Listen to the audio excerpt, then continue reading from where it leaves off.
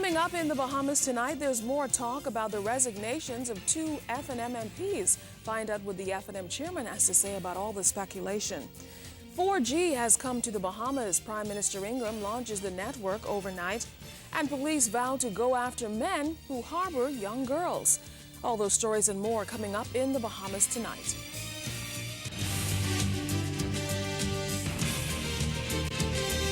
Covering the islands of the Bahamas, ZNS Network presents The Bahamas Tonight. Good evening and welcome to the Bahamas Tonight, the National Report. I'm Keishla Adderley. Thanks so much for joining us. The Free National Movement is responding to reports that two of the party's members of Parliament could tender their resignation soon. The speculation surrounds 8 Mile Rock MP Verna Grant and Clifton MP Kendall Wright. All of this as general elections loom. Clint Watson has more. We learned late Tuesday from well-placed sources that 8 Mile Rock MP Verna Grant does not plan to resign at this time from the Free National Movement. However, no word, though, on Clifton MP Kendall Wright. Both individuals have decided not to discuss the matter in the media or give credence to stories circulating in the media. However, as news broke about this story, chairman of the party, Carl Bethel, spoke with ZNS News. At the time, he said he didn't receive any communication to confirm reports that either MP wanted to separate from the party. The party has not received any communication or letter from either of the MPs, and to the best of my information, neither has the Speaker of the House. Let me say that, that we wish them well, of course, but we'll move on. This is very speculative because I've not heard anything officially, and neither has the Speaker. However, based on his comments, it was evident that there is some rift or sorts in opinion between the party and the two MPs who spoke out in House last week during the debate on the Boundaries report, after it was revealed that their constituencies would be eliminated in the new 38-seat count. They, as members of the party, always had the opportunity, as others did, if they heard any rumors out there about their seats or had any concerns, to make a call to the party leader, Prime Minister, and say, what's happened?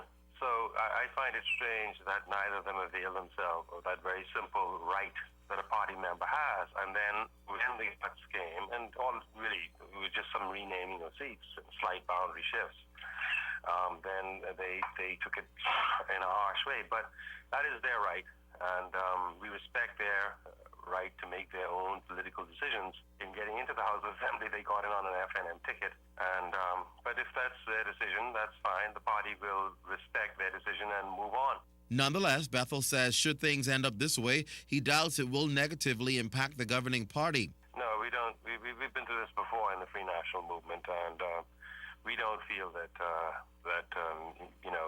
such actions, if they were to occur, would negatively affect the party going into an election. The party is very resilient, and we think we've governed well. We think that we can run on our record of achievement for the people.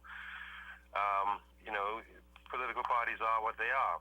They are collections of human beings, and sometimes, as we say in the Bahamas, even teeth and tongue does fall out. So, when these things occur, the party just has to show that it is respectful enough of other people and mature enough to move on from these little issues. And I'm satisfied that that is exactly the case with the Free National Movement. Clint Watson, ZNS News.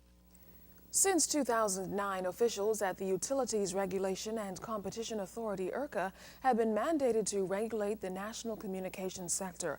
Their work has generated mixed reaction from broadcast licensees and the general public. Tonight in this report, Altovise Munnings takes a look at some of the challenges they've faced since then.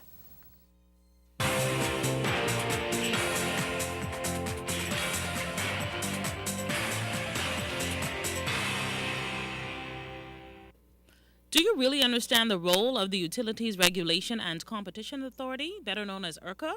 Well, the organization has made headlines through this year with its chief executive officer, Usman Sadat, resigning in August, a war of words between PTC and Cable Bahamas, and its broadcast code for political events. Despite all of that, most broadcast licensees are pleased with IRCA's work to date. What concerns them, according to IRCA's Director of Policy and Regulation, Kathleen Revere-Smith, is a minimal level of consumer involvement. Take, for instance, understanding telephone interconnection. You just seamlessly pick up your telephone and you can get a call if say for example you have a BTC line and you want to call an SRG customer, you don't think about what happens in between, but there is an interconnection agreement, there is handover, and without that in place, you would not have been able to make that call. As required by the 2009 Communications Act, IRCA officials must adhere to a 30-day consultation period upon any final decision for the sector. But that comes with challenges, like the current interim code of practice and its provisions. And of course, we would expect even going forward, it will be even more, because these codes, the draft codes as they are even more onerous to some extent, and it means that you really have to ensure that what you produce is in good taste and decency for the majority of Bahamians. Then there's the interest in opening radio and television stations. IRCA has approved 25 radio licensees, although only 18 of them are active. IRCA's senior case officer, Vincent Wallace Whitfield, recognized this allows for more competition and diversity in the communications market. It's a competitive market out there, and so they'll have to determine who they're going to appeal to and where they're going to get their revenue sources. This is what happens in any competitive industry, any competitive sector of the society.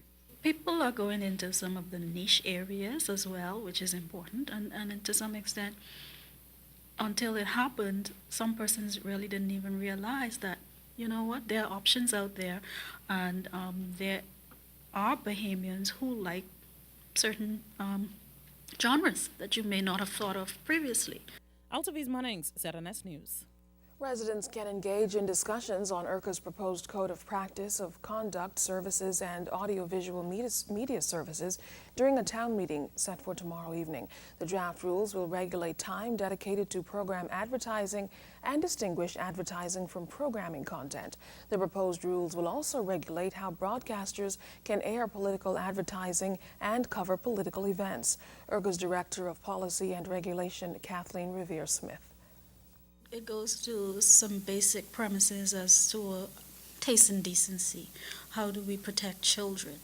Do we ensure that political broadcasts are done in a fair manner? How do we ensure that those who have disabilities such as hearing and sight disabilities, they're also able to have access to the services? Well, IRCA officials maintain that the proposed codes of practice won't be used for censorship.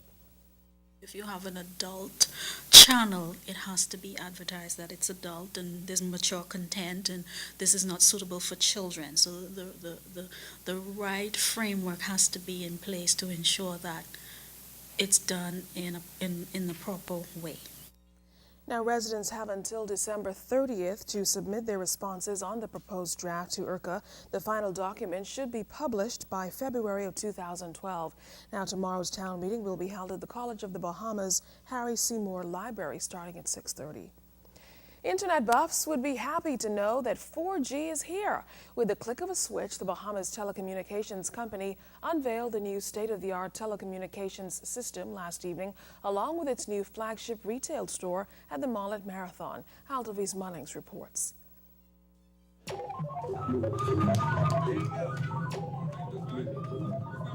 you, Mr. Prime Minister.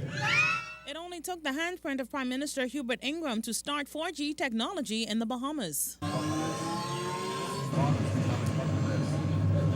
Welcome to 4G powered by BTC. 4G, along with the opening of the new multi-million-dollar retail store at the Mall at Marathon, catapults the Bahamas Telecommunications Company into worldwide envy. The advent of 4G now places the Bahamas telecommunications sector on par with Hong Kong, Central Europe, and the United Kingdom, and ahead of many parts of the United States of America. All of this is good news to Prime Minister Ingraham, who said during his address that reaching this stage in telecommunications culminates a 14-year voyage his government traveled to ensure Bahamians acquire the best communication technology already offered worldwide. The Prime Minister praised the new cable and wireless management team for making remarkable progress since taking a 50% ownership in BTC. 8 months ago, making a cellular telephone call from New Providence to a family island was a long-distance call for which we paid BTC. that is no longer the case. That changed in July, resulting in tens of thousands, hundreds of thousands, maybe even millions of dollars savings passed on to Bahamian consumers as a result of cheaper inter-island calls. BTC's new Mall at Marathon retail experience is the first of 50 stores expected to be launched nationwide. Prime Minister Ingraham is pleased that BTC remains committed to delivering the best telecommunications experience to the Bahamas. I wish to commend the staff of BTC for the level of professionalism displayed during the ownership and management transition, notwithstanding all of the difficulties we had arriving at the point. It's apparent that all of the stakeholders are seeking to make BTC a robust and a profitable organization for years to come. BTC's Chief Executive Officer Jeff Houston is excited that Bahamians can now surf the internet at an even faster speed. We at BTC are proud to say we feel this is one of the most important economic contributors that the country will ever experience. BTC will launch 4G in Grand Bahama next week and on the islands of Abaco, Eleuthera, and Exuma in 2012. Altovise, Munnings, ZNS News. Well, still to come in the Bahamas tonight, police go after the men they say they've linked to too many missing girls cases. That story is up next.